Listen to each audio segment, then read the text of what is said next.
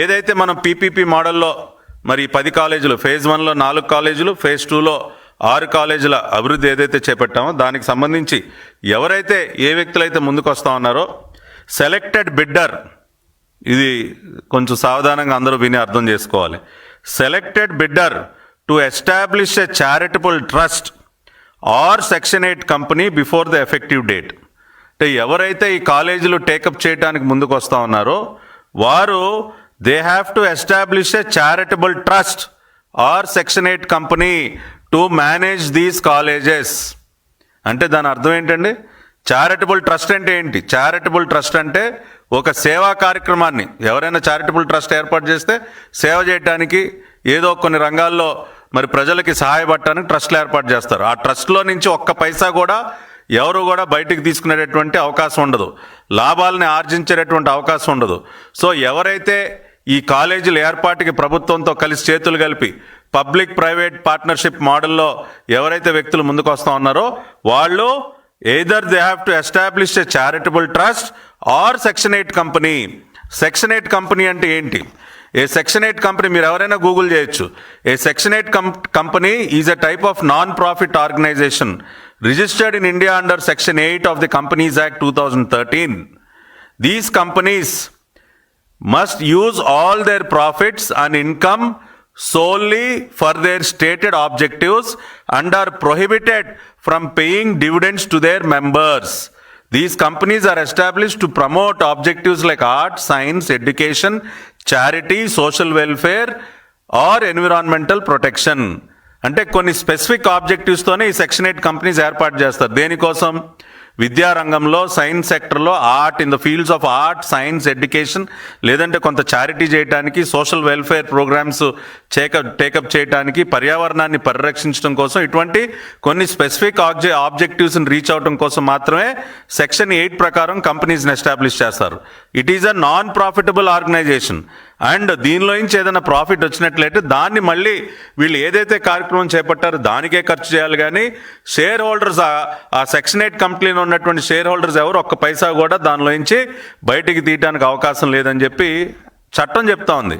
అంటే ఈ ప్రభుత్వం ఎంత పకడ్బందీగా ఈ కాలేజీలని పీపీపీ మోడల్లో చేపడుతున్నటువంటి సమయంలో చాలా స్పష్టంగా ఏ వ్యక్తులైతే ఈ కాలేజీల ఏర్పాటుకి ముందుకు వస్తూ ఉన్నారో వాళ్ళు ఏదర్ చారిటబుల్ ట్రస్ట్ అన్నా పెట్టాలి, సెక్షన్ 8 కంపెనీ అన్నా స్థాపించి ఈ కాలేజీలను రన్ చేయాలి. అంటే దీనిలో నుంచి పైసా కూడా ఎవరు బయటకు తీసుకువెళ్ళే అవకాశం లేకుండా, ఎవరి జేబుల్లోకి దీనిలో నుంచి లాభాలు వెళ్లకుండా కేవలం ఒక సేవా దృక్పథంతో, ఒక సర్వీస్ యాక్టివిటీగానే ఈ కాలేజెస్ని ఎస్టాబ్లిష్ చేయడానికి, దానికోసం ఎవరైతే ఇప్పుడు అనేక పెద్ద పెద్ద ఆర్గనైజేషన్స్ ఉంటాయి, వాళ్ళ దగ్గర అవైలబుల్గా ఫండ్స్ ఉండొచ్చు, కొంత సేవా భావంతో ముందుకొచ్చి ఏదైనా ఒక కార్యక్రమం చేపట్టడానికి అనేక సంస్థలు ఆసక్తి చూపిస్తూ ఉంటాయి, అనేక కంపెనీస్ ఉంటాయి.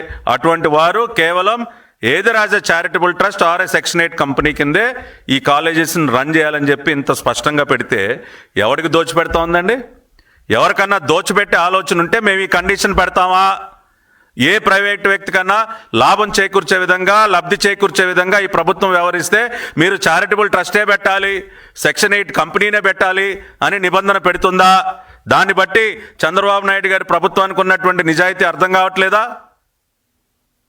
ఇన్ని రకాలుగా మేము ఒక మంచి గురించి ఆలోచించి మెరుగైనటువంటి ఇన్ఫ్రాస్ట్రక్చర్ మెడికల్ కాలేజెస్, మన ఏర్పాటు అవుతున్నటువంటి మెడికల్ కాలేజెస్లో ఉండాలి, ఇంకా బెటర్ ఎడ్యుకేషనల్ ఆపర్చునిటీస్ మనం క్రియేట్ చేయాలి, అత్యున్నత ప్రమాణాలతో కాలేజీలు ఏర్పాటు అయినట్లయితే దానిలో చేరేటటువంటి విద్యార్థులకి లబ్ధి చేకూరుతుందని చెప్పి ఇన్ని రకాలుగా ఆలోచించి ఇన్ని కండిషన్స్ పెట్టి మేము ముందుకు వెళ్తా ఉంటే దానిపైన బురద జల్లే కార్యక్రమం చేస్తూ ఉన్నారు. గతంలో వీళ్ళు చేపట్టినటువంటి కొన్ని చర్యలు కూడా ఈ రోజున ఇవాళ ఇన్ని మాటలు మాట్లాడుతూ ఉన్నారు. ఏదో ప్రైవేట్ పరం చేస్తూ ఉన్నాం, ప్రభుత్వ మెడికల్ కాలేజీలని నిర్వీర్యం చేస్తూ ఉన్నాం అని చెప్పి. ఇవాళ గతంలో మీరు వేసినటువంటి పునాదులు ఎటువంటివండి? ప్రభుత్వ కాలేజీల్లో మేనేజ్మెంట్ కోటాని ప్రవేశపెట్టింది ఎవరు? I'm asking a straight question Jaganmohan Reddy. ప్రభుత్వ కాలేజీల్లో కూడా management quota, self sustainable financial model పేరుతో అటువంటి విధానానికి నాంది పలికింది ఎవరు? Andhra Pradesh medical education and research corporation APMERC act 2021ని తీసుకొచ్చింది ఎవరు? ఏపీఎంఈఆర్సీ యాక్ట్ని తీసుకొచ్చింది మీరు, అవునా కాదా Jaganmohan Reddy? Andhra Pradesh medical education and research corporation act 2021 ఇటువంటి ఒక యాక్ట్ని తీసుకొచ్చి దానిలో మరి సెక్షన్ 12(1) మీరు చూసినట్లయితే ఈ యాక్ట్లో ఉన్నటువంటి సెక్షన్ 12(1) ప్రకారం the government to west are entrust resources to the corporation. The government May from time to time entrust different revenue streams and financial resources for new and existing hospitals, medical colleges or from any other source by issue of orders. అంటే ఈ ఏపీఎంఈఆర్సీ act section 12(1) ప్రకారం ప్రస్తుతం existing hospitals కానివ్వండి, కొత్తగా ప్రస్తుతం existing medical colleges కానివ్వండి, కొత్తగా ఏర్పాటయ్యేటటువంటి medical colleges కానివ్వండి, వాళ్ళు ఒక వెసులుబాటు కల్పించారు. వాళ్ళు వాళ్ళ ఆదాయాన్ని పెంచుకోవడం కోసం రకరకాల నిర్ణయాలు తీసుకునేటటువంటి వెసులుబాటుని సెక్షన్ 12(1) ద్వారా కల్పించి ఆ రోజున వీళ్ళు విడుదల చేసినటువంటి GO number 133. Mister Jaganmohan Reddy, ఇవాళ ఏదో అన్యాయం జరిగిపోయిందని మాట్లాడుతూ ఉన్నారు. దీనికి సమాధానం చెప్పండి. GO number 133 dated 11/10/2021 October 11, 2021 Jaganmohan Reddy గారి ప్రభుత్వం విడుదల చేసినటువంటి GO 133. What is this GO? Reclassifying the competent authority seats of undergraduate MBBS course and introduction of category B self financed seats in government medical colleges. ప్రభుత్వ వైద్య కళాశాలల్లో convener quota కాకుండా merit based మీద seats భర్తీ అయ్యేటటువంటి విధానానికి స్వస్తి పలికి దాన్ని కొంత మార్పు, అంటే 100% మెరిట్ మీద కన్వీనర్ కోటాలో భర్తీ అయ్యేటటువంటి మెడికల్ కాలేజ్ సీట్లలో కూడా సెల్ఫ్ ఫైనాన్సింగ్ మోడల్ పేరుతో కేటగిరీ B అనేది తీసుకొచ్చి జీవో 133 ఇష్యూ చేసింది మీరు, అవునా కాదా?